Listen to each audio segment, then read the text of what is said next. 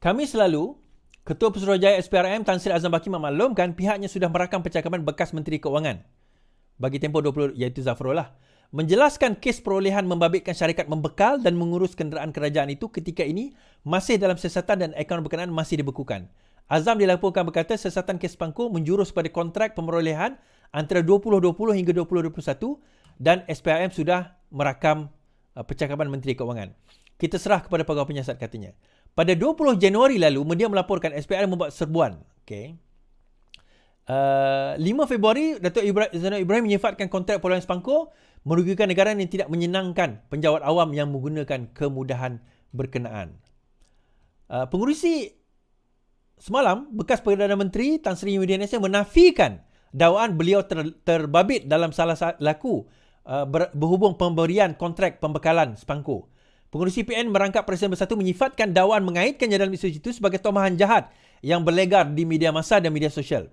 Tanpa butiran lengkap bagaimana beliau terbabit dalam perkara dan salah berlaku berkenaan. Samalah seperti tuduhan saya menyeleweng wang negara bernilai ratusan bilion yang sehingga kini tidak dapat dibuktikan. Saya sudah dilepas dan dibebaskan oleh Mahkamah Tinggi Kuala Lumpur atas tuduhan rasuah berkaitan projek Jana Wibawa. Okey. Saya ulang apa disebut Saya sudah dilepas dan dibebaskan oleh Mahkamah Tinggi Kuala Lumpur atas tuduhan rasuah berkenaan projek Jana Wibawa. Yang tu saya nak jelaskan sikit. Muhyiddin Yassin, tolong jangan, yalah, dia nak tipu walaupun terpulang pada dia lah kan. Dalam kes Jana Wibawa, dia bukan dilepas dan dibebaskan kerana dia tidak bersalah.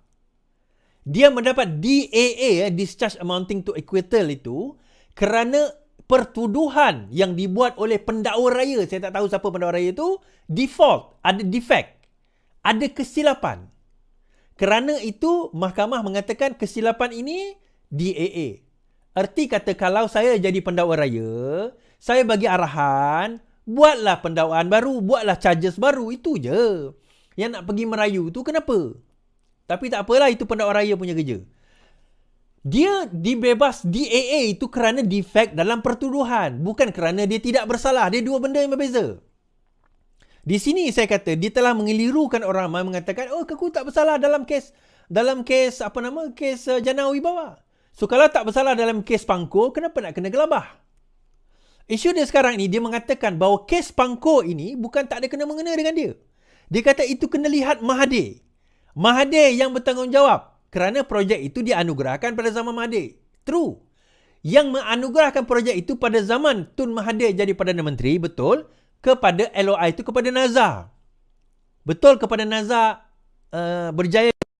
Tetapi yang akhirnya dikatakan menukar projek tersebut adalah Muhyiddin Yassin pada tahun 2020. Ini dakwaan yang dibawa, yang dinyatakan. Dan dalam live dengan Dr. Mazli sendiri disebut perkara ini sewaktu beliau berada di dalam kabinet, di dalam kerajaan pada waktu itu. So soalan kita mudah sahaja. Kalau tak bersalah, kenapa nak rasa takut dalam perkara ini? Malah Azam Baki menyatakan bahawa sebenarnya Muhyiddin Yassin belum lagi dipanggil. Belum lagi dipanggil untuk memberi keterangan. Okey. Biasanya seseorang seperti Muhyiddin Yassin ataupun orang yang yang material to the witness biasanya akan terakhir sekali dipanggil. Dia akan kumpul-kumpul. Kenapa tuan-tuan? Ini saya cerita trik sikit lah. Dia akan jumpa orang ni. So dia dah tahu the whole story. Kemudian dia akan pergi soal, contoh Muhyiddin Yassin. Soalan dia kepada Muhyiddin Yassin tu bukan soalan yang dia sebab, okey, dia ada beza bertanya dengan menyoal. Dia ada soalan dengan pertanyaan. Right? Tanya dengan soal adalah dua perkara yang berbeza. Apa beza soal dengan tanya, tuan-tuan? Tanya ni kita tak tahu jawapan. Soal kita tahu jawapan. Itu beza dia dalam bahasa Malaysia. Sekarang baru tahu kan? Tanya ni cikgu menyoal. Ahmad sesat di kota London. Dia bertanya arah. So bertanya sebab Ahmad tak tahu jalan. Cikgu menyoal, bukan cikgu tak tahu jawapan, cikgu tahu. Tetapi cikgu nak verify, nak tahu sama ada pelajar itu tahu atau tidak. Itu beza menyoal dan juga bertanya. Okey. Now SPRM nanti dia dengan witness lain mungkin dia bertanya. Tetapi dengan Muhyiddin Yassin berkemungkinan dia akan menyoal. Menyoal nanti kata apa? Dia dah tahu dah jawapan, tapi dia nak tengok Muhyiddin Yassin ni sangkut tak sangkut.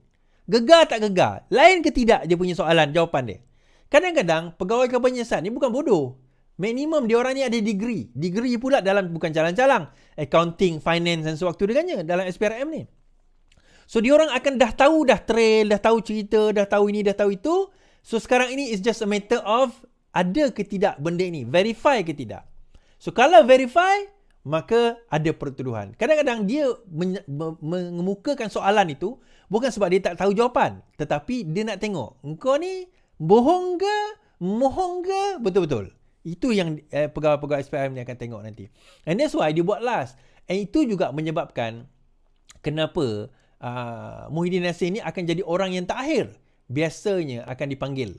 Orang yang terakhir biasanya akan dipanggil untuk memberi keterangan kerana nak lihat sama ada konsisten ke tidak dengan kenyataan tersebut. So bila dia mengatakan bahawa dia tidak dipanggil lagi, bukan bermakna dia tidak dipanggil. Dan juga Muhyiddin Yassin menyatakan seolah-olah dia ada pertuduhan, ada perkaitan. Yang itu bukan tugas Azam Baki, yang itu tugas pegawai penyiasat.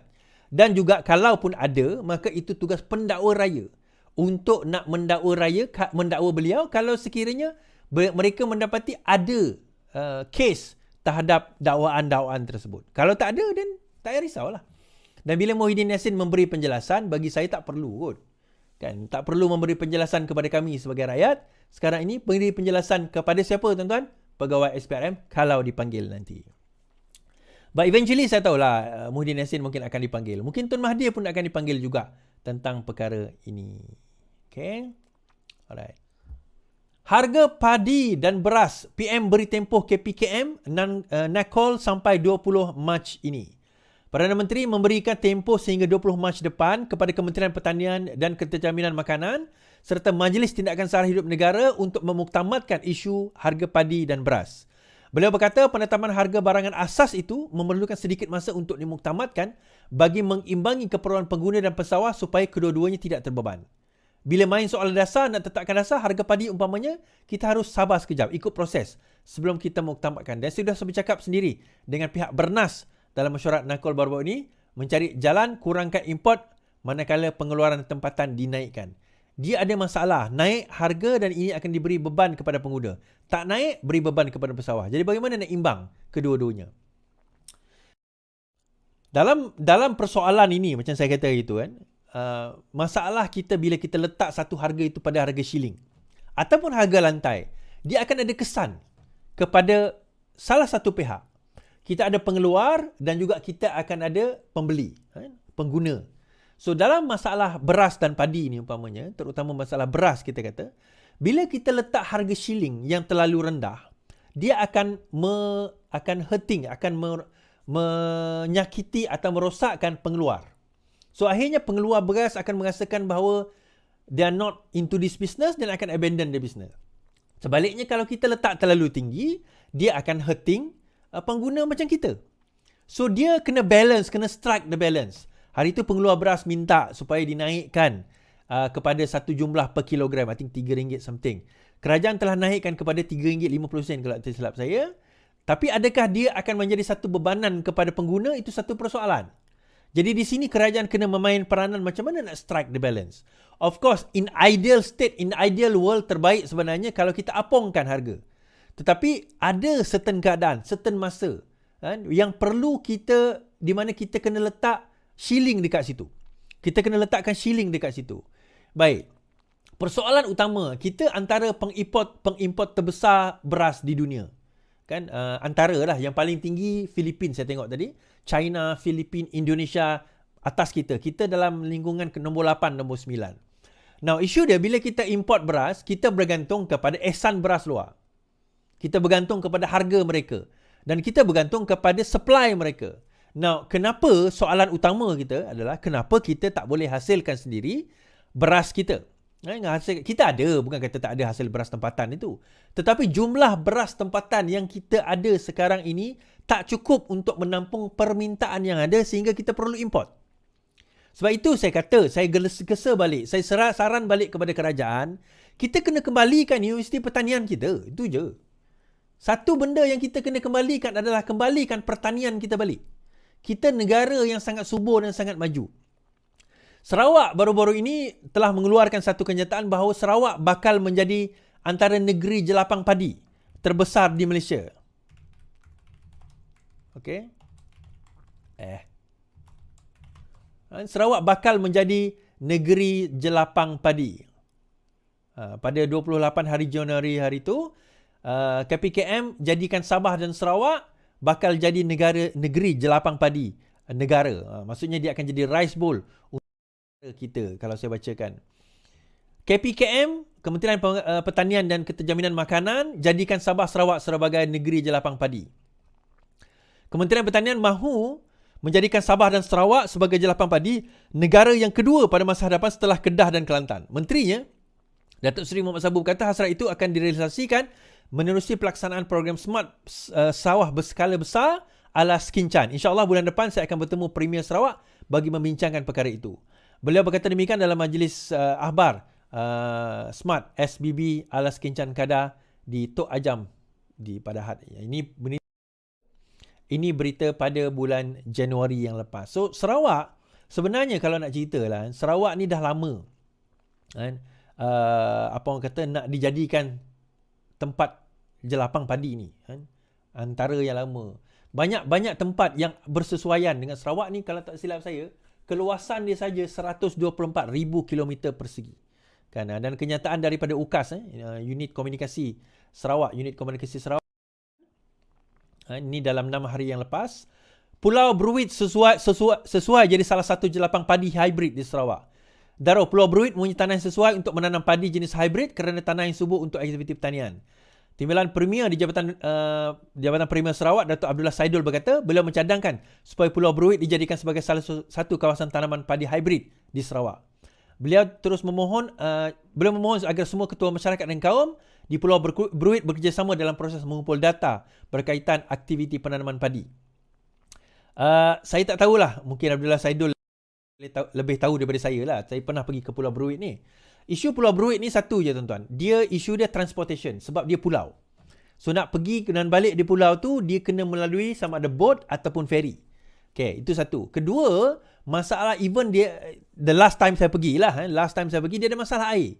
Air bersih mereka bercampur dengan air laut. Because air bawah tanah dia bercampur. So ini berkemungkinan akan memberi kesan kepada penanaman padi tersebut. Ini pendapat saya daripada yang melihat daripada luar nah. Kerajaan negeri Sarawak lebih mengetahui macam mana mereka nak melakukannya. So terbaik sebenarnya kalau nak ikutkan daerah seperti mungkin Pusak, Saribas, mungkin kawasan-kawasan sedemikian yang lebih baik sebenarnya bagi saya kalau nak jadikan kawasan jelapang padi. But then again, saya tak berapa familiar dengan pertanian di Sarawak sebab saya tak ada data-data tersebut. But point is, Sarawak insya-Allah bakal menjadi negeri terbesar dan kita kena dah mula mengurangkan import dan menekankan kebergantungan kita kepada local produce. Kita dah kena mula dan Sarawak bakal jadi antara local produce yang terbesar di dalam negara kita selepas Kedah dan juga Kelantan. Mungkin lepas ni akan supersede Kedah dan Kelantan kerana Sarawak di samping mempunyai tanah yang besar, Sarawak juga mempunyai dana yang besar. Dan Sarawak bersempadanan dengan Indonesia, so daripada segi labor itu bukan masalah yang besar sebenarnya. Okay? So habis dekat situ. Baik.